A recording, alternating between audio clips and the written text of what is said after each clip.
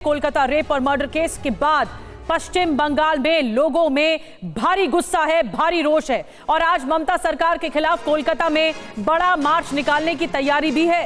कई संगठनों ने आज नबन्ना मार्च का ऐलान कर दिया है। अलग अलग इलाकों से नबन्ना तक मार्च का ऐलान किया गया है। कोलकाता रेप मर्डर केस के विरोध में यह आक्रोश आज लोगों का सड़कों पर देखने को मिलेगा, इसीलिए नबन्ना तक मार्च का ऐलान किया गया है। नबन्ना मार्च को लेकर सुरक्षा भी कड़ी कर दी गई है। पूरे कोलकाता में बताया जा रहा है 3000 जवान तैनात कर दिए गए हैं और बीजेपी समेत कई दलों का नबन्ना मार्च को समर्थन भी है। कई संगठनों के जो नेता हैं वो इस मार्च में शामिल होंगे। आम लोग, आम जनता शामिल होगी। पश्चिम बंगाल का ये जो मामला है, कोलकाता का ये जो मामला है, वो वाकई इस हद तक पहुंचा है कि जनता का आक्रोश थम नहीं रहा है। लगातार प्रदर्शन हो रहे हैं और अब तो नबन्ना मार्च निकालने की पूरी तैयारी की जा चुकी है। हावड़ा समेत कई इलाकों से नबन्ना तक मार्च किया जाएगा और इस मार्च में कई संगठनों ने हिस्सा भी लिया है।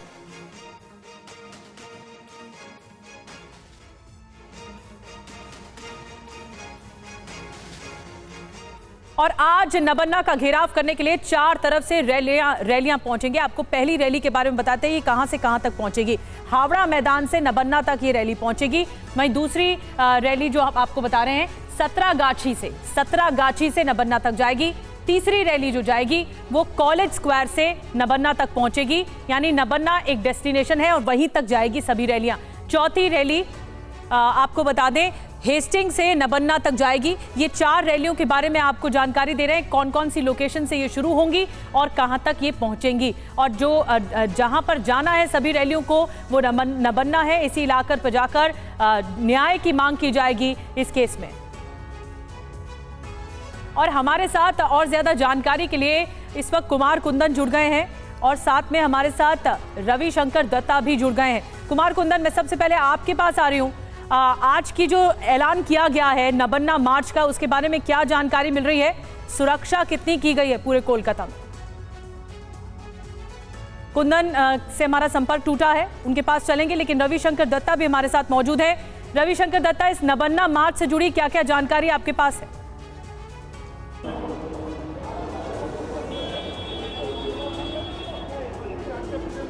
देखिए, नवान्नो एक ऐसा जगह है जहाँ पे मुख्यमंत्री ममता बनर्जी वहाँ पे बैठती है। उनका सेक्रेटेरिएट वहाँ पे है, बिल्डिंग का नाम नवान्नो है। तो इस वक्त मैं खड़ा हूँ हेस्टिंग्स पे और यही रास्ता सामने जाके नवान्नो में मिलता है। आप देख सकते हैं पुलिस का ये जो टुकड़ी आपको दिख रहा होगा, ये एक छोटा सा हिस्सा है उन 3000 पुलिस के बीच जो कि आज नवान्न अभियान होने वाले हैं, उनके बीच में आज ये रहेंगे और यहाँ पे प्रोटेक्शन देने की कोशिश करेंगे ताकि जो रैली यहाँ पे आएंगे वो यहाँ पे नवान्नो तक पहुँच ना सके। मैं अपना कैमरामैन को बताऊँगा यहाँ मेरे साथ आने के लिए। आप यहाँ पे देखिए वाटर कैनन यहाँ पे रेडी रखा गया है। मैं इसको पहले दिखा देता हूँ। यहाँ पे जो फोर्स रैफ तैनात किया गया है उससे साफ ये जाहिर होता है कि देखिए यहाँ पे वाटर कैनन रखा गया है, रैफ के जवान जो है उनको तैनात किया गया है और सामने ये जो रास्ता आपको दिख रहा होगा ये रास्ता सीधा नवान्नो में जाता है और ये रास्ता पूरा बंद कर दिया जाएगा। तो आप यहाँ पे देख सकते हैं कि अभी तो फिलहाल ट्रैफिक चल रहे हैं, लेकिन और कुछ देर बाद यहाँ पे ट्रैफिक बंद हो जाएंगे। ये जो बसेस जा रहे हैं, जो लोग जा रहे हैं अपना डेस्टिनेशन में पहुँच जाए। कोलकाता पुलिस ने कह दिया है इंटरसिटी या तो फिर आउट सिटी जितने भी हेवी ट्रक गुड्स है उसको आज शहर में नहीं घुसने दिया जाएगा रात 10 बजे तक। हालांकि जो ये अभियान है 4-5 बजे तक ख़त्म हो जाएंगे, लेकिन उसके बाद यहाँ के जो ट्रैफिक है वो हेवी हो सकता है। इसके चलते यहाँ पे जो स्थिति बनेंगे उसके लिए आज जो हेवी गुड्स है उसको नहीं लाया दिया जाएगा। अलग दूसरा चीज़ अगर देखें, पॉलिटिकल लीडर्स जो होंगे, most of the political leaders आज अपना दफ्तर में रहेंगे। जैसे केंद्रीय मंत्री सुकांत मजूमदार वो अपना दफ्तर में रहेंगे, वो रैली में शामिल नहीं होंगे। बाकी के जो बीजेपी के लीडर्स हैं या तो फिर बाकी पार्टीज़ के लीडर हैं वो इसमें शामिल नहीं होंगे, लेकिन आम लोग जो यहाँ पे शामिल होंगे वो बीजेपी, सीपीएम, कांग्रेस, बाकी पार्टी, एसयूसीआई, इन सब पार्टी के समर्थक होंगे और पुलिस को उनको ही रोकना है, यही मेन टास्क दिया गया है। बिल्कुल रवि, आप दिखा रहे हैं कि किस तरीके के सुरक्षा इंतजाम किए गए हैं इस प्रदर्शन को देखते हुए। कोलकाता से ही हमारे सहयोगी कुमार कुंदन भी हमारे साथ जुड़े हुए हैं, उनका रुख करेंगे। कुमार कुंदन, आज राज्य सचिवालय है न बनना, वहां तक मार्च का ऐलान किया गया है और हमने देखा कि कोलकाता केस में इससे पहले भी कई तरीके के प्रोटेस्ट हुए हैं, विरोध प्रदर्शन हुई है। आज जो नबन्ना मार्च होने वाला है उसे लेकर के स्टूडेंट्स का क्या कहना है, क्योंकि हमने ये भी सुना है कि सुरक्षा कारणों की वजह से कई सारे आईपीएस ऑफिसर्स की भी तैनाती है। के तकरीबन 100 के आसपास आईपीएस ऑफिसर की तैनाती की गई है अंजलि। और सबसे बड़ी बात यह है कि इस पूरे जो नबन्ना मार्च है इसमें पॉलिटिकल और नॉन पॉलिटिकल दोनों तरह के लोग शामिल हैं। एक तो छात्रों ने अपनी तरफ से नबन्ना मार्च का अनाउंसमेंट किया है। इसके साथ भारतीय जनता पार्टी पिछले 5 दिनों से यहाँ पे हड़ताल पे बैठी हुई थी। आज भी एक तरीके से वो पूर्णाहुति के तौर पर नबन्ना मार्च की ओर निकलेंगे। तो एक तरफ से भारतीय जनता पार्टी के लोग निकलेंगे, दूसरी तरफ से छात्र निकलेंगे, तीसरी तरफ से और भी लोग निकलेंगे। अंजलि, आप इसको कह सकती हैं कि जितने भी पॉलिटिकल पार्टीज हैं वो बिहाइंड द सीन हैं और सारे लोगों को वो लोग एक तरीके से कह सकते हैं कि पुश कर रहे हैं कि आप लोग बढ़िए, जस्टिस की मांग कीजिए। और इसी जस्टिस की मांग को लेकर आज नबन्ना मार्च है। बड़ी तैयारी सरकार की तरफ से भी है कि किसी भी तरीके से इसको सफल न होने दिया जाए। दूसरी तरफ जनता के साथ परेशानी ये है कि आज उनको कई सारी परेशानियों से दो चार होना पड़ सकता है। छुट्टी के बाद का समय है, इसलिए परेशानी हो सकती है। रुक रुक के बारिश हो रही है, कहीं तेज बारिश हो रही है, कभी कम बारिश हो रही है। इन सब के बीच प्रोटेस्ट कितना बड़ा होता है और कितना सफल होता है, यह देखना दिलचस्प होगा। अंजलि, बड़ी बात बता रहे हैं कुमार कुंदन कि ये जो प्रोटेस्ट है वो कितना सफल होता है, लेकिन जनता जो है वो लगातार प्रदर्शन कर रही है। कुमार, आएंगे आपके पास। रविशंकर दत्ता भी हमारे साथ मौजूद है। आज होने वाले नबन्ना मार्च को लेकर सियासी वार पलटवार भी तेज हो चुका है, क्या कुछ कहना है नेताओं का, आपको सुनवाते हैं। आज जो वीडियो आया है जिसमें दिखाया गया है कि कैसे जहाँ पे क्राइम प्लेस है उस क्राइम प्लेस में जिस तरीके की लोगों ने जिस तरीके से पैरों से उस इलाके को रौदा, एक के बाद एक लोग प्रिंसिपल जिनके खिलाफ लोगों की इतनी आक्रोश है वो भी वहां पे गए, पुलिस गया, वकील तक वहां पे जाके घूम के चले आए। तो उस इलाके में एविडेंस की मुझे नहीं लगता कि कोई भी एविडेंस बचा होगा। एविडेंस के साथ छेड़छाड़ी किया गया। और ये जो वीडियो मिला है, वीडियो में जितने भी लोग दिख रहे हैं इंक्लूडिंग पुलिस, उनके खिलाफ और सीपी के खिलाफ सबूतों के साथ छेड़छाड़ी का केस होना चाहिए, उनके पास एगेंस्ट में इन्वेस्टिगेशन होना चाहिए। सीपीएम सब तो एक ही है। अब देखिए, भाजपा वो नबान्न अभियान कर रहा है, कांग्रेस सपोर्ट कर रहा है, सीपीएम वालों मुंह में जो भी चाहे बोले, लेकिन उसका जो सब ये प्रोटेस्ट वो जो मंच प्लेटफॉर्म्स है वो लोग सब जाने का बात कर रहा है। तो तृणमूल का खिलाफ, बंगाल का खिलाफ ये एनआरकी क्रिएट करने के लिए ये तो सब राम बाम सब एक हो रहा है। तो आपने देखा कि किस तरह से सियासी वार पलटवार हो रहा है इस प्रदर्शन को लेकर। बहरहाल हमारे साथ रविशंकर दत्ता लगातार बने हुए हैं, कुमार कुंदन भी बने हुए हैं। कोलकाता में आज बहुत महत्वपूर्ण दिन है, नबन्ना तक मार्च निकाला जाना है, 4 रैलियों के जरिए मार्च निकाला जाएगा, सुरक्षा के भी बंदोबस्त हैं। लेकिन रवि, इसकी अनुमति कोलकाता पुलिस की तरफ से नहीं दी गई और इसको लेकर भी लोगों को संघर्ष करना पड़ेगा। जिस तरह से लोगों का जमावड़ा जुटना शुरू होगा 4 रैलियों के जरिए, तो एक बड़ी चुनौती होगी। बिल्कुल, ये बड़ी चुनौती है। जो लोग आज नवान्नों के लिए जाने की कोशिश करेंगे उनके लिए बहुत बड़ी चुनौती है, क्योंकि इतना बड़ा फोर्स को साइड लाइन करके आगे जाना नामुमकिन है। आपको फिर से एक बार दिखा देते हैं यहाँ पे स्थिति जो बना हुआ है। फोर्स जा रहा है मेन कोलकाता जहाँ से नवान्नों जा सकते हैं तो, और उसको रोकने के लिए यहाँ पे व्यवस्था किया गया है। आपको यहाँ पे दिखा देते हैं। यहाँ पे आप देखेंगे तो समझ में आएगा। यहाँ पे से बांधा जा रहा है, उसको दिखा देते हैं थोड़े। आप देखिए, ये जो ट्रक करके जो बांस आए हैं ये बैरिकेड के लिए बनाया जा रहा है। और यहाँ पे आप देखिए कैसे यहाँ पे करीब करीब मान लीजिए 10 फुट का एक बैरिकेड तैयार किया जा रहा है और कुछ देर में ये तैयारी पूरी हो जाएगी। आप यहाँ पे देखिए कैसे इसको बांधा जा रहा है और कैसे इसको तैयार किया जा रहा है। ये जो बैरिकेड्स हैं, ये बैरिकेड 10 फुट जहाँ तक लोग उठ सकते हैं वहीं तक इसको बांधा जा रहा है। पूरी तरीके से इसको बांधा जाएगा और ये जो रास्ता आगे जाता है नवान्नों की तरफ जाता है और ब्रिज क्रॉस करके नवान्नों पहुँचते तो उसको यहाँ पे पूरी तरह बंद किया जाएगा।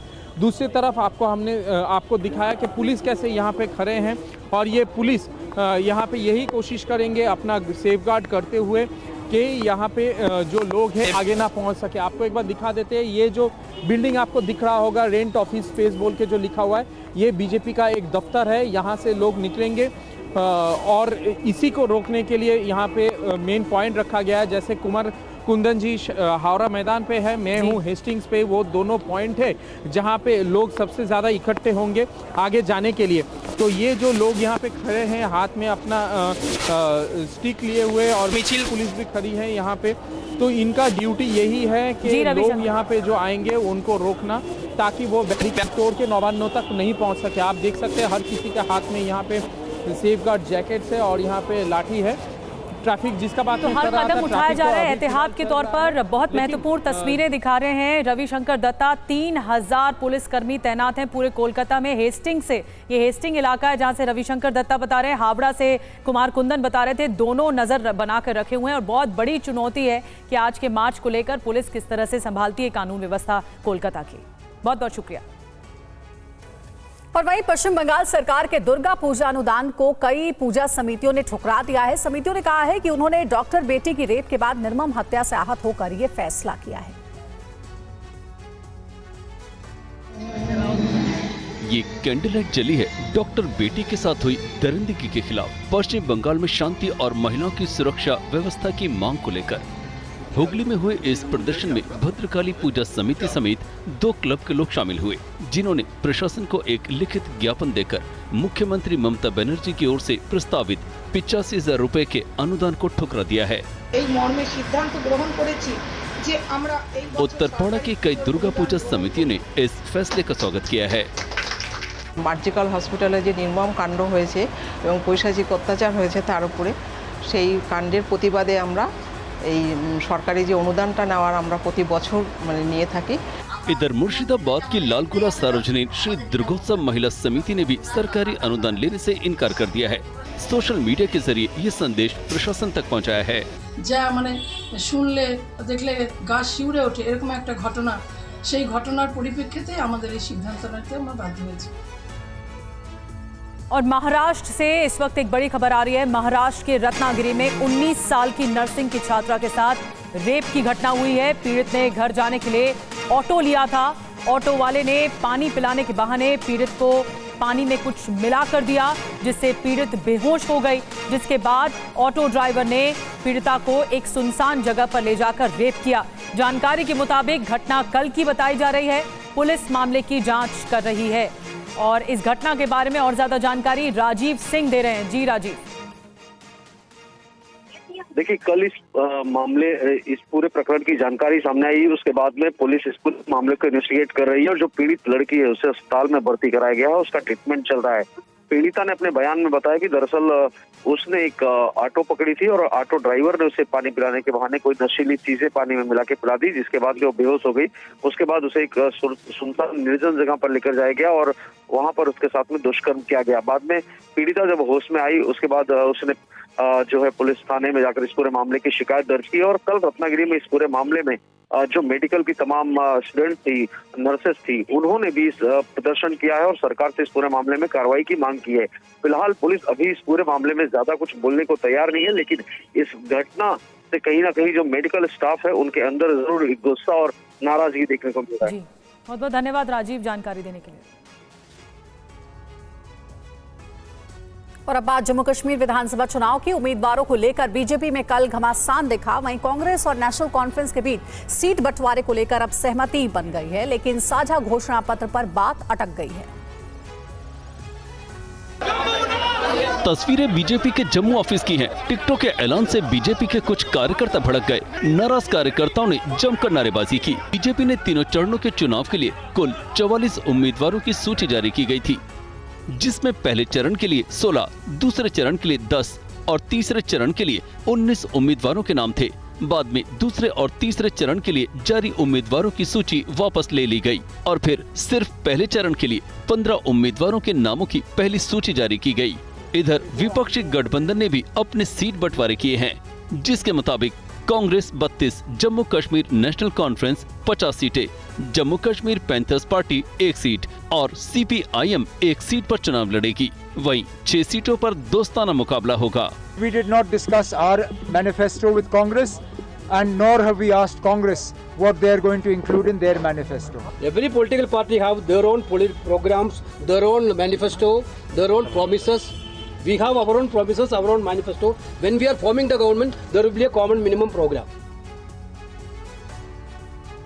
वहीं हरियाणा विधानसभा चुनाव को लेकर जननायक जनता पार्टी यानी जेजेपी और आजाद समाज पार्टी कांचीराम के बीच गठबंधन का आज औपचारिक ऐलान किया जाएगा। दिल्ली के कॉन्स्टिट्यूशन क्लब ऑफ इंडिया में ये ऐलान होगा। हरियाणा में विधानसभा चुनाव को लेकर गठबंधन की सियासत तेज हो गई है। जानकारी के मुताबिक हरियाणा विधानसभा चुनाव के लिए जननायक जनता पार्टी और आजाद समाज पार्टी कांचीराम के बीच गठबंधन हो गया है। हरियाणा के पूर्व डिप्टी सीएम दुष्यंत चौटाला और चंद्रशेखर आज गठबंधन का औपचारिक ऐलान करेंगे। दोनों नेता दिल्ली के कॉन्स्टिट्यूशन क्लब ऑफ इंडिया में गठबंधन का औपचारिक ऐलान करेंगे। प्रेस कॉन्फ्रेंस के दौरान गठबंधन के फॉर्मूले के बारे में भी जानकारी दी जाएगी। जेजेपी इससे पहले बीजेपी के साथी और पार्टी के मुखिया दुष्यंत चौटाला मनोहर लाल खट्टर सरकार में डिप्टी सीएम थे। लोकसभा चुनाव से ठीक पहले बीजेपी और जेजेपी के बीच गठबंधन टूट गया था। इससे पहले हरियाणा में जेजेपी और आम आदमी पार्टी के बीच गठबंधन की अटकलों का बाजार गर्म था, लेकिन आम आदमी पार्टी ने अटकलों को खारिज कर दिया। जेजेपी से गठबंधन पर आप नेता डॉक्टर संदीप पाठक ने कहा कि दुष्यंत चौटाला अपनी पार्टी पर फोकस करे, आम आदमी पार्टी का किसी से गठबंधन नहीं है। आज बीएसपी राष्ट्रीय कार्यकारिणी की बैठक होने जा रही है, जिसमें पार्टी का अध्यक्ष चुना जाएगा। दोपहर 12 बजे ये बैठक होगी। अभी राजनीति से संन्यास लेने का उनका कोई इरादा नहीं है। पार्टी की बैठक से पहले ही मायावती ने बयान जारी कर ये साफ कर दिया है कि पार्टी की राष्ट्रीय कार्यकारिणी की बैठक में मायावती को फिर से पार्टी का राष्ट्रीय अध्यक्ष चुना जाना तय है। बहरहाल बीएसपी चीफ मायावती ने राष्ट्रीय कार्यकारिणी की बैठक बुलाई है, जिसमें देश भर से पार्टी के सीनियर नेता मीटिंग के लिए लखनऊ पहुंचे हैं। मायावती से पहले कांशीराम पार्टी के अध्यक्ष चुने जाते रहे। तबीयत बिगड़ने के बाद मायावती पहली बार 18 सितंबर 2003 को अध्यक्ष चुनी गई थी। पहले 3 साल पर पार्टी के अध्यक्ष का चुनाव होता था, अब 5 सालों बाद चुनाव होने लगे हैं। संभावना ये भी जताई जा रही है कि नेशनल कोऑर्डिनेटर आकाश आनंद का कद भी बढ़ाया जा सकता है। खबर है कि बैठक में मायावती आगामी विधानसभा चुनावों और 10 सीटों पर होने वाले उपचुनावों की तैयारियों पर भी चर्चा की जाएगी। बताया जाता है कि दलित रिजर्वेशन पर सुप्रीम कोर्ट के फैसले के खिलाफ मायावती देश भर में जन समर्थन जुटाना चाहती हैं। उन्होंने केंद्र सरकार से संसद में बिल लाकर कोर्ट के फैसले को बदलने की मांग की है। इसी इमोशनल मामले से मायावती अपने खोए जन्मथर को वापस पाने की तैयारी में है। छत्रपति शिवाजी महाराज की मूर्ति तेज हवा में टूट जाने के बाद महाराष्ट्र में सियासी तूफान खड़ा हो गया है। सिंधुदुर्ग के मालवन में समुद्र के किनारे स्टैचू 8 महीने पहले लगाया गया था। ये प्रतिमा सिंधुदुर्ग के मालवन स्थित समुद्र किनारे लगाई गई थी। स्टैचू के गिर जाने के बाद राज्य की सियासत में उबाल आ गया है। इस मुद्दे को लेकर कॉन्ट्रैक्टर के खिलाफ कड़ी कार्रवाई की मांग की गई है। जिनके पद चिन्हों पर हम चलना चाहते हैं, उनके स्टैचू में भी इतना बड़ा घपला, इतनी बड़ी अनियमितता। इधर शिवसेना की सांसद प्रियंका चतुर्वेदी ने भी सोशल मीडिया पर जारी अपने संदेश में कहा है कि छत्रपति शिवाजी महाराज की गिरी हुई प्रतिमा की वीडियो देखकर गुस्सा आता है। सरकार को शर्म आनी चाहिए कि उन्होंने महाराष्ट्र के गौरव के प्रतीक को राजनीति के लिए इस्तेमाल किया। महाराष्ट्र के सीएम एकनाथ शिंदे ने कहा है कि ये राजनीति का समय नहीं है। झालेली घटना अतिशय दुर्दैवी आहे। छत्रपती शिवाजी महाराज हे आपल्या महाराष्ट्राचं आराध्य दैवत आहे आणि हा पुतळा जो आहे हा नेव्हीने उभारला होता। त्याचं कंप्लीट डिझाईन नेव्हीने तयार केलं होतं आणि मी कलेक्टरशी बोलल्यानंतर त्यांनी मला सांगितलं 45 किलोमीटर पर आवर अशा प्रकारचा वारा, सुसाट्याचा वारा जो भोग होता आणि त्याच्यामध्ये पुतळ्याचं नुकसान झालेलं आहे। और इसी से जुड़ी बड़ी खबर आपको बता दें, शिवाजी की प्रतिमा गिरने के मामले में एफआईआर हो गई है। सिंधुदुर्ग पुलिस ने मामले में एफआईआर दर्ज कर ली है। 2 लोगों के खिलाफ एफआईआर दर्ज की गई है। जयदीप आपटे और चेतन पाटिल को इस एफआईआर में आरोपी बनाया गया है। ये भी कहा है कि तो ये मामला गरमाता जा रहा है। आपको बता दें, इसमें जयदीप आपटे और चेतन पाटिल को आरोपी बनाया गया है। एफआईआर दर्ज हो गई है। शिवाजी की प्रतिमा गिरने के मामले में एफआईआर पुलिस ने दर्ज कर ली है। पुलिस का एक्शन अब देखने को मिल रहा है और आरोपी जिन्हें बनाया गया है जयदीप आपटे है और चेतन पाटिल है। 2 लोगों पर एफआईआर दर्ज की गई है। शिवाजी की प्रतिमा गिराने के मामले में ये बड़ी कार्रवाई हुई है। आरोपियों की कंपनियों ने ही प्रतिमा का निर्माण किया था, जो जानकारी मिल रही है, और अब एफआईआर इस मामले में दर्ज हो गई है। पुलिस तफ्तीश कर रही है। सिंधुदुर्ग पुलिस ने 2 लोगों पर एफआईआर दर्ज की है इस पूरे मामले में और कहा जा रहा है कि शिवाजी की प्रतिमा गिरने के मामले में एफआईआर में कुछ लोगों पर अब संदेह भी है। इसी आधार पर आगे की कार्रवाई हो रही है। सिंधुदुर्ग पुलिस ने इस पूरे मामले में एफआईआर दर्ज कर ली है और इसी को लेकर 2 लोगों को बताया जा रहा है कि इस पूरे मामले में संदेह के दायरे में रखा गया, इसलिए एफआईआर भी दर्ज की गई है। देख सकते हैं आप 4 दिसंबर 2023 को इसका उद्घाटन हुआ था और 26 अगस्त को ये मूर्ति टूट गई है। उसके बाद से ये विवाद बहुत बड़ा हो गया है। इस पूरे मामले पर पुलिस ने एफआईआर भी दर्ज कर ली और अब कार्रवाई होगी। 4 दिसंबर 2023 को मूर्ति बनी और 1 साल भी पूरे नहीं हुए और ये मूर्ति गिर गई है। अब इस पूरे मामले में सियासत भी हो रही है।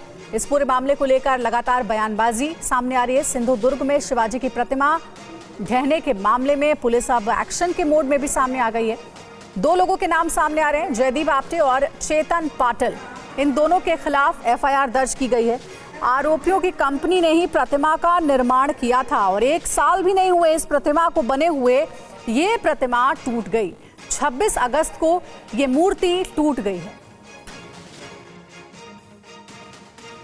और भूषण पाटिल हमारे सहयोगी सिंधुदुर्ग से लाइव हमारे साथ जुड़ गए, उनसे बात करते हैं। भूषण, 2 लोगों के ऊपर पुलिस ने एफआईआर भी दर्ज की, 1 साल भी पूरे नहीं हुए और ये मूर्ति टूट करके गिर गई है। क्या जानकारी, क्या अपडेट अभी तक इस पूरे मामले को लेकर?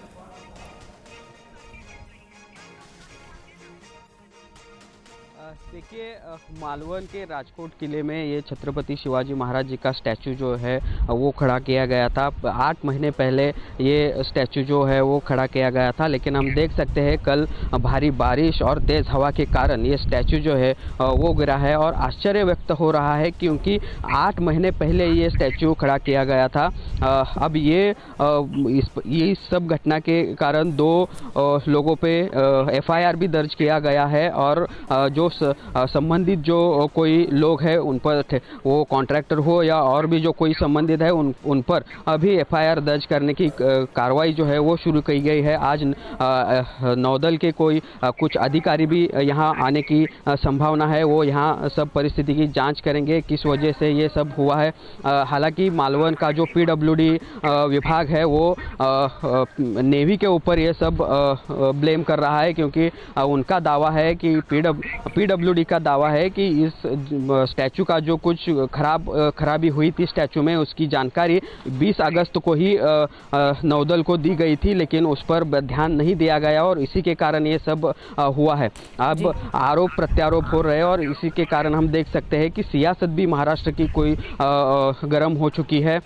विरोधी पक्ष इस बात को लेकर आक्रामक हुए दिखाई दे रहे हैं। आज मंत्री दीपक केसरकर यहाँ आने वाले हैं, कांग्रेस के कोई नेता भी यहाँ पर आने वाले हैं और हम देख सकते हैं कि छत्रपति शिवाजी महाराज जी का स्टैचू इस तरीके से गिरने के कारण महाराष्ट्र की सियासत भी गर्म हो चुकी है। बिल्कुल भूषण, बहुत बहुत धन्यवाद आपका जानकारी देने के लिए। जो स्टैचू गिरी है, प्रतिमा गिरी है, उसके मुताबिक जो कार्रवाई हुई है, लेकिन सवाल खड़े होते हैं कि 9 महीने पहले ही उद्घाटन हुआ था और इसमें क्वालिटी खराब रही, इसके बारे में प्रशासन को जानकारी भी दी गई थी, फिर भी कोई एक्शन नहीं लिया गया। बहुत बहुत धन्यवाद भूषण जानकारी देने के लिए। आगे बढ़ते हैं। झारखंड के पूर्व मुख्यमंत्री चंपई सोरेन 30 अगस्त को बीजेपी में शामिल होंगे। ये जानकारी खुद झारखंड के प्रभारी और असम के सीएम हेमंता बिस्वा शर्मा ने दी है। असम के मुख्यमंत्री हिमंता बिस्वा शर्मा ने सोशल मीडिया पर पोस्ट करते हुए ऐलान किया है कि झारखंड के पूर्व मुख्यमंत्री और देश के प्रतिष्ठित आदिवासी नेता चंपई सोरेन ने केंद्रीय गृह मंत्री अमित शाह से मुलाकात की और वह आधिकारिक तौर पर 30 अगस्त को रांची में बीजेपी में शामिल होंगे। इससे पहले तीनों नेताओं के बीच गृह मंत्री अमित शाह के आवास पर बैठक हुई। चंपई सोरेन पहले ही कह चुके हैं विधानसभा चुनावों तक के सफर में उनके लिए सभी विकल्प खुले हैं। इससे पहले आजसू अध्यक्ष सुदेश महतो ने गृह मंत्री अमित शाह के साथ बैठक की। बैठक के दौरान झारखंड विधानसभा चुनाव से जुड़े सभी राजनीतिक मुद्दों पर बात हुई। महतो ने कहा कि चंपई जी से भावनात्मक लगाव है, आंदोलन के नाते उनका सम्मान भी है। विपट परिस्थिति में मुख्यमंत्री जैसे दायित्व को निभाने वाले और 5 महीना का ही उनका समय रहा, लेकिन लोगों को थोड़ा सुकून का वातावरण देने में सफल हुए थे। चंपईदा राज्य के लिए सोच रहे हैं, अगर राज्य के लोगों की भावना से जुड़े हुए हैं तो निश्चित रूप से वो भी राज्य के लिए एक अच्छी टीम के साथ जाना पसंद करेंगे। अगली खबर का रुख करेंगे। पीएम मोदी ने जो बाइडेन से बात की है। यूक्रेन और बांग्लादेश पर चर्चा हुई है। अमेरिकी राष्ट्रपति जो बाइडेन ने प्रधानमंत्री नरेंद्र मोदी को फोन किया।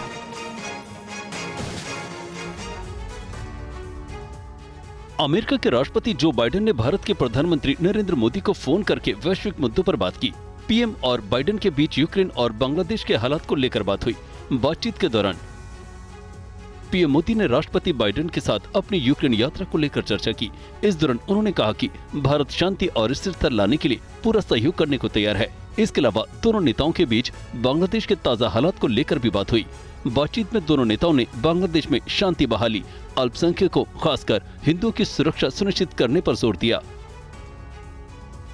पीएम मोदी ने भारत अमेरिका साझेदारी को लेकर राष्ट्रपति बाइडेन की प्रतिबद्धता की तारीफ की। दोनों नेताओं ने कहा कि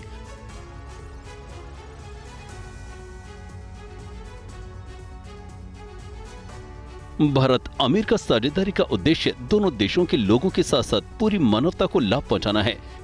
पीएम मोदी और बाइडेन ने क्वाड सहित बहुपक्षीय सहयोग को और मजबूत करने की प्रतिबद्धता दोहराई। आगे बढ़ते हैं। भीलवाड़ा में गौवंश के अपमान के आरोप के बाद से तनाव बरकरार है। तनाव को देखते हुए भारी संख्या में पुलिस बल तैनात किया गया है। राजस्थान के भीलवाड़ा में गौवंश के अपमान पर दो समुदाय के बीच हुए विवाद को लेकर जमकर हंगामा हुआ। इसी के चलते गौ भक्तों ने कई जगहों पर विरोध प्रदर्शन किया। एक जगह पर पुलिस और प्रदर्शनकारियों में झड़प हो गई। नौबत यहां तक आ गई कि पुलिस को लाठीचार्ज तक करना पड़ा, जिससे मौके पर अफरा तफरी का माहौल बन गया। पुलिस ने प्रदर्शनकारियों पर पानी की बौछार भी की, जिससे प्रदर्शनकारी तितर बितर हो गए। पुलिस ने तनावपूर्ण हालात को देखते हुए बाजारों को भी बंद करा दिया। जघन्य अपराध हुआ गौ माता के साथ। सभी गौ रक्षक हम सब साथ में हैं और कल का प्रशासन की तरफ से जो अल्टीमेट आया 11 बजे तक हम उनको पकड़ लेंगे और कोई भी आदमी की अभी तक सूचना नहीं है, कोई पकड़ में नहीं आया, तो हम 11 से 12 बजे तक का इंतजार करेंगे। उसके बाद में हम सारे गौ रक्षक सारे इतनी संख्या में भारी भीड़ में इलेक्ट्रिक के बाहर जाकर वहाँ धरना देंगे। प्रदर्शनकारियों ने कहा है कि अगर आरोपियों की जल्द से जल्द गिरफ्तारी नहीं की गई तो पूरे भीलवाड़ा को बंद किया जाएगा। आक्रोश को देखते हुए पुलिस प्रशासन अलर्ट हो गया। मंदिर के आसपास भारी पुलिस बल की तैनाती कर दी गई। कलेक्टर और एसपी ने लोगों से शांति बनाए रखने की अपील की। यूपी के सिद्धार्थनगर में एक बार फिर बुलडोजर चला है। अतिक्रमण हटाने को लेकर सिद्धार्थनगर थाने की बाउंड्री और गेट को भी तोड़ दिया गया। ये बहुमंजिला इमारत सेकंडों में जमींदोज हो गई। धूल का गुबार उड़ा। ऐसे एक नहीं बल्कि कई घर जो अतिक्रमण कर बनाए गए थे, उस पर प्रशासन ने बुलडोजर चला दिया। अतिक्रमण के खिलाफ प्रशासन के इस कार्रवाई के दौरान सिद्धार्थनगर थाने की बाउंड्री को तोड़ा जाना था, जिसे लेकर एसडीएम सदर और पुलिस अधिकारियों के साथ थोड़ी नोकझोंक भी हुई।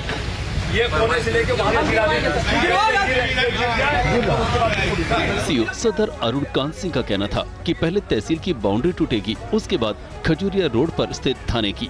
बाद में एसडीएम सदर तहसील की बाउंड्री तोड़ने के लिए राजी हो गए और तहसील की बाउंड्री तोड़ने के बाद उन्होंने थाने की बाउंड्री भी तोड़ी।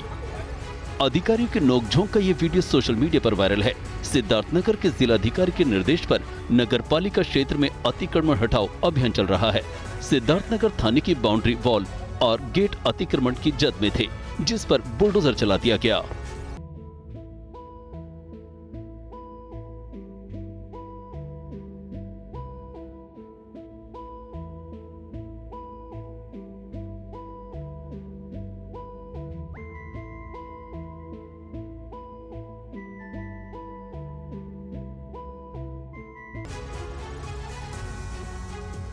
और एमपी के सतना में एक शर्मनाक घटना सामने आई है। एक दलित महिला सरपंच ने ग्राम सभा के लोगों पर अपमान का आरोप लगाया है।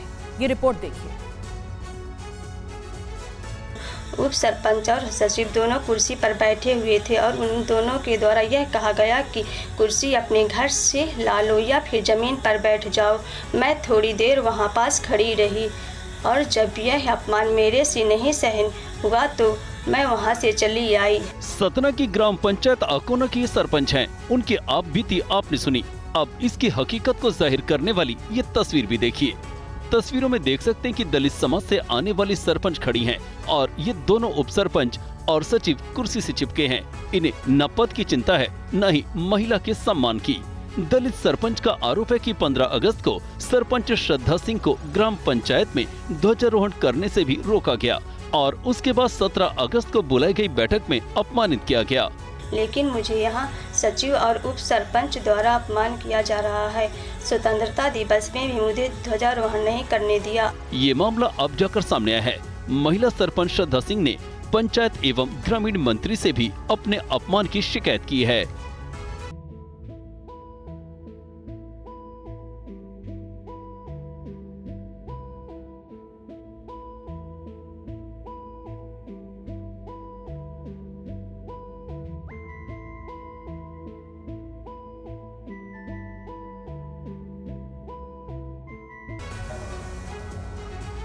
गुजरात में बारिश और बाढ़ का कहर देखने को मिल रहा है। यहाँ कई जिलों में जारी मूसलाधार बारिश के कारण जनजीवन पूरी तरह से अस्त व्यस्त है। गुजरात में बारिश और बाढ़ ने हाहाकार मचा रखा है। तस्वीरें गुजरात के अरवली जिले की हैं, जहां बाढ़ का पानी घरों में घुस गया है। बेडरूम, ड्राइंग रूम और किचन सब जगहों पर पानी दिख रहा है। किचन में बर्तनों को तैरता दिखा जा सकता है। हालात के चलते लोगों को परेशानी का सामना करना पड़ रहा है। अब वडोदरा शहर का हाल देखिए, जहां भारी बारिश के बाद रास्तों पर ऐसा जल भराव हुआ कि सड़क पर मौजूद गाड़ियां पानी में डूब गई। रास्तों पर घुटनों के ऊपर तक पानी भर गया और अपनी गाड़ियों को धक्का लगाकर पानी से निकालना पड़ा। कच्छ के मांडवी में बाढ़ की त्रासदी का दंश इंसानों के साथ साथ बेजुबानों को भी झेलना पड़ा। यहाँ एक साथ कई भैंसें पानी के साथ बहती गई। पानी का वेग इतना ज्यादा था कि वहाँ मौजूद लोग जानवरों को बचाने की हिम्मत तक नहीं जुटा पाए। वलसाड में औरंगा नदी जमकर कहर बरपा रही है। वलसाड में हिरण और सरस्वती नदियों का जलस्तर बढ़ा हुआ है। सैकड़ों लोगों को एनडीआरएफ ने रेस्क्यू कर सुरक्षित जगह पर पहुंचाया है। भारी बारिश के चलते अहमदाबाद के कई हिस्सों में भारी जल भराव हो गया। सिंधु भवन रोड पर कई फीट पानी भर गया। और गुजरात से अब रुख जम्मू कश्मीर का करते हैं। जम्मू कश्मीर के रामबन में बादल फटने से हाहाकार मच गया। पानी में एक मां अपने 2 बच्चों के साथ बह गई। पानी के प्रलय की ये तस्वीरें जम्मू कश्मीर के रामबन से सामने आई हैं, जहां लोग तस्वीरों को देखकर ही दहशत से भर जाएंगे। राजगढ़ तहसील में बादल फटने से काफी तबाही मची है। एक मां और उसके 2 बच्चे बह गए। बादल फटने के बाद इलाके की एक पानी की चक्की भी बह गई। कुमाते, हल्ला और धर्मण इलाकों में बादल फटा है। ये देखो हमारे राजगढ़ रोड की हालत, ये देख सकते हो कंडीशन। केंद्रीय मंत्री डॉक्टर जितेंद्र सिंह ने जानकारी देते हुए कहा कि बादल फटने के बाद से एक मां और उसके 2 बच्चे लापता हैं, जिनकी तलाश जारी है। प्रशासन की ओर से मदद मुहैया कराई जा रही है और प्रशासन नुकसान का आकलन करने में जुटा है। दावा है कि बादल फटने से श्रीनगर जम्मू नेशनल हाईवे पर कोई असर नहीं पड़ा है। यहाँ आवाजाही जारी है। रामबन के डीसी के मुताबिक रेस्क्यू ऑपरेशन जारी है। बचाव के लिए कई टीमों को लगाया गया है। जिला प्रशासन लोगों की हर संभव मदद में जुटा है।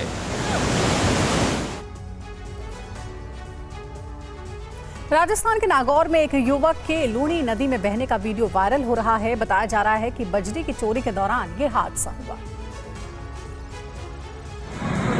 पानी का तेज बहाव है। सड़क के ऊपर कई फीट पानी बह रहा है। इस बीच बजरी ले जा रहा ये ट्रैक्टर बीच सड़क पर फंस जाता है। निकालने की कोशिश के बीच देखिए, ये युवक ट्रैक्टर इंजन पर खड़ा हो जाता है। ट्रैक्टर का ड्राइवर गड्ढे से निकलने की कोशिश करता है। इस बीच ट्रैक्टर के अगले हिस्से समेत युवक भी ऊपर की ओर उठ जाता है और फिर झटके से पानी में गिर जाता है। राजस्थान के नागौर की तस्वीरें हैं। सड़क पर गिरने के बाद युवक को काफी चोट आती है, इसलिए वो उठ नहीं पाता और पानी के तेज बहाव के बीच वो बहने लगता है। जब तक वो उठने की कोशिश करता है, वो पानी के बीच बह निकलता है और देखिए, सड़क के नीचे उफान पर आई लूणी नदी के बहाव के साथ बहने लगता है। युवक पानी के बीच देखिए हाथ पांव मारता है, लेकिन उसकी कोशिशें नाकाम रहती हैं। इस बीच वो पानी के काफी बीच में चला जाता है। लोग उसे हौसला देते हैं। उसके बाद उसे बचाने की कोशिश शुरू होती है।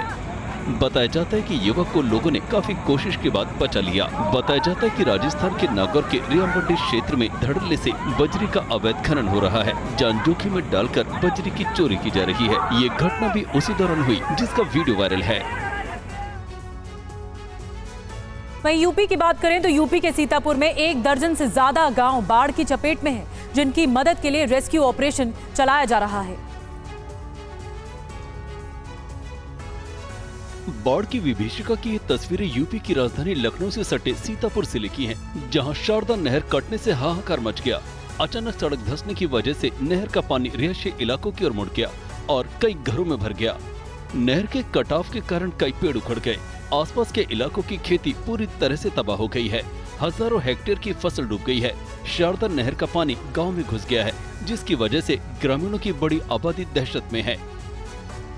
नहर फटने से आई बाढ़ और मची तबाही के बीच कई गांव के हजारों लोग प्रभावित हुए हैं। गांव में फंसे लोगों को बाहर निकाला गया। हालात का जायजा लेने के लिए प्रशासन ने शारदा नहर फटने के बाद इलाके का ड्रोन सर्वे करवाया है। सूचना के बाद भी सिंचाई विभाग के अधिकारियों, तहसील का कोई भी जिम्मेदार अधिकारी मौके पर नहीं पहुंचा, जिसकी वजह से गांव वालों में नाराजगी देखी जा रही है। ग्रामीण शारदा साहिब नहर को बंद करने की मांग कर रहे हैं।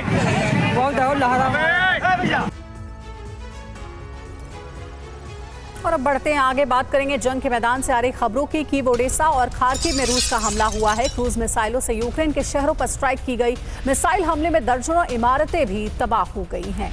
तो तस्वीरें आपको दिखाएंगे हमले की। मिसाइलों से यूक्रेन के शहरों पर स्ट्राइक हुई है।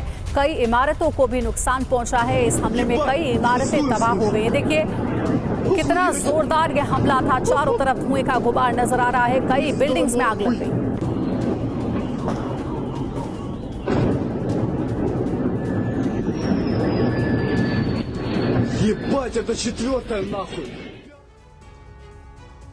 और एक और बड़ी खबर, यूक्रेन के हाइड्रो पावर प्लांट पर मिसाइल हमला हुआ है। हमले में प्लांट का टरबाइन हॉल आपको बता दें जलकर राख हो गया।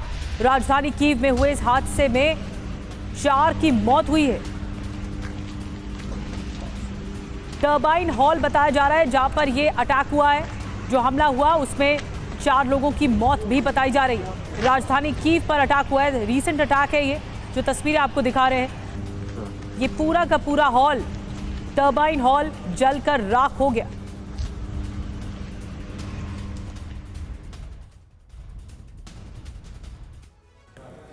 यूक्रेन के खार्किव के वॉर फ्रंट लाइन से विपिन चौबे की आपको रिपोर्ट दिखाते हैं, जहां ब्रिज की निगरानी के लिए बनाई गई है कैनाल और यूक्रेनी फौज ने यहां पर स्पेशल कैनाल बनाई है।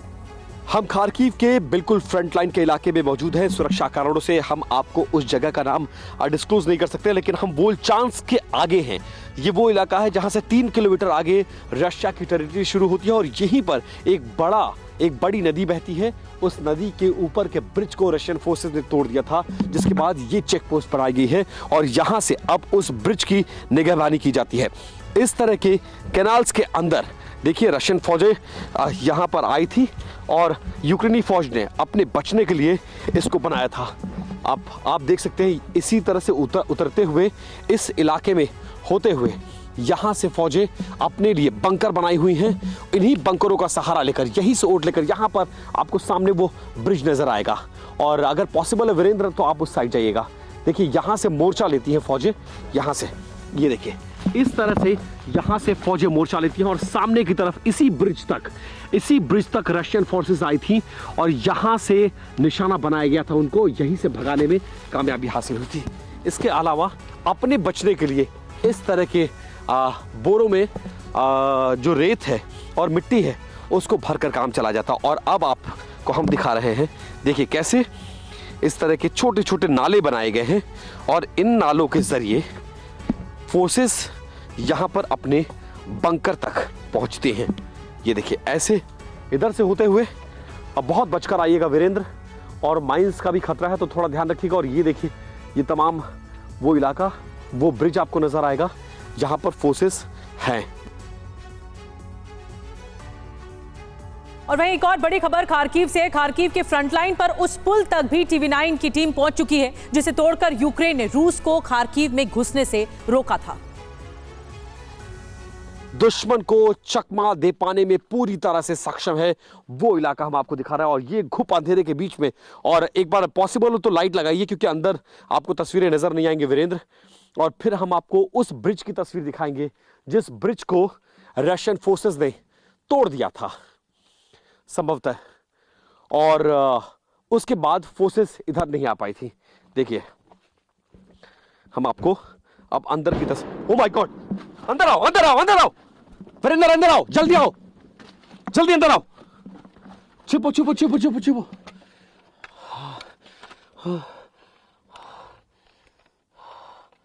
आपको आवाज सुनाई दी होगी, थोड़ा सा वीरेंद्र पीछे, थोड़ा पीछे, थोड़ा पीछे, थोड़ा पीछे। ये देखिए, ये छिपने के लिए सबसे मुफीद जगह है। अभी आपने तोप के गोले की आवाज सुनी होगी आपने। और जब भी ऐसा कुछ अटैक होता है तब ये नॉर्म्स है कि आपको किसी बंकर का सहारा लेना है, तुरंत आपको छिपना है, बाहर खतरा बड़ा हो सकता है। और ये वो बंकर है जिसमें फौजें छिपती हैं। एंड अगर आप सामने देखेंगे, मैं आपको वो ब्रिज की तस्वीर अब दिखाऊंगा। वो ब्रिज जो यूक्रेन, ये रास्ता आगे जाता है और ये रास्ता रशिया की फौजों ने जब हमला बोला था इसी रास्ते से आगे बढ़ते हुए इस ब्रिज को तोड़ डाला गया था। अब उस ब्रिज के इलाके में हम आ गए हैं। अब आपको हम दिखाते हैं। ये देखिए, बहुत सारी चीजें हैं यहाँ पर जो हमें नजर आ रही है। और हमें उस टूटे हुए ब्रिज की तस्वीर वीरेंद्र जरा दिखाइए। रशियन फोर्स, माफ करिए, अब जो इंफॉर्मेशन है वो ये है कि रशियन फोर्स जब रशिया की तरफ से होते हुए यूक्रेन में दाखिल होने की कोशिश कर रही थी तो उस ब्रिज को तोड़ा गया था। Rakesh ji, is it right? This bridge is broken by the Ukrainian army because of the Russian forces are trying to enter in Ukraine. Yeah, is it? Am I right? Yeah. Who? Yes, you're right. Ukrainian forces destroyed this bridge to pretend Russian forces to strike. Okay. Enter in Kharkiv city. अच्छा, Kharkiv में वो घुसना चाहते थे। और ये जो bridge है, एक बार जरा तस्वीर दिखाइए। ये ब्रिज मेन जरिया है खार्किव के अंदर आने का, रशिया की तरफ से आने का। और वहीं वॉर फ्रंट पर मौत और बर्बादी के निशान बिखरे पड़े हैं। कई जगहों पर जले हुए टैंक आज भी मौजूद हैं। संवाददाता विपिन चौबे की एक और रिपोर्ट आपको दिखाते हैं। इस वक्त हम खार्किव के फ्रंट जोन में मौजूद हैं और खार्किव बॉर्डर से रशिया बॉर्डर की तरफ बढ़ते हुए जब हम आगे बढ़ रहे हैं, जब हमें गोलियों की आवाज सुनाई दे रही है और सामने का पूरा इलाका जो रशियन टेरिटरी को, हाँ, यहां से हम देख सकते हैं, वहां से गुजर रहे थे तो हमें ये टैंक मिला। ये सड़क पर वो टैंक है जो यहां से गुजर रहा था और कुछ दिन पहले ही रशिया की मिसाइल ने, रॉकेट ने इसको अपना निशाना बनाया और ये यूक्रेनी आर्टिलरी टैंक कैसे इस हमले में पूरी तरह से निस्ते नाबूद हो गया, उसकी तस्वीर हम आपको इस वक्त दिखा रहे हैं। इस टैंक के अंदर की तस्वीरें देखिए, कैसे इस टैंक में जो सैनिक बैठता है अपने सीमाओं की सुरक्षा करता है। लेकिन अब इस टैंक में हालात कितने खराब है। मैं अंदर से आता हूं। वीरेंद्र, जरा आप बाहर की तस्वीरें दिखाइए। एक बार इस टैंक के अंदर घुसने की कोशिश करते हैं और एक बार अंदर जाकर दिखाने की कोशिश करते हैं कि कैसे जब रॉकेट इसमें आके गिरा है तो उसके बाद से इसमें कैसे तबाही मची होगी और सब कुछ खत्म हो गया। ये तस्वीर देखिए। वीरेंद्र, जरा बाहर से आइए। अब मैं उस टैंक के अंदर मौजूद हूं जिसमें रशिया ने एक रॉकेट लॉन्च किया, मिसाइल लॉन्च किया और वो आकर हिट करता है उस जगह पर जहां पर यूक्रेनी सैनिक बैठकर इस टैंक को चला रहा होता है। और उसके बाद ये टैंक, आगे से तस्वीर देखिए, कैसे पूरी तरह से निस्तनाबूद हो गया, सड़क के किनारे पड़ा हुआ। और रशिया का बॉर्डर सामने हम देख सकते हैं। उसी रशिया बॉर्डर से इस मिसाइल को लॉन्च किया गया था और वहां से इस टैंक पर हमला किया गया। यहां जो मुझे पीछे नजर आ रहा है, यह आर्टिलरी के गोलों के लिए वो रास्ता है। जरा वीरेंद्र इधर सामने आइए और उसके गोलों को दिखाइए। ये वो गोले के लिए ब्रैकेट है, इसी में आर्टिलरी फिक्स की जाती है और यहीं से गोलों को दागा जाता है।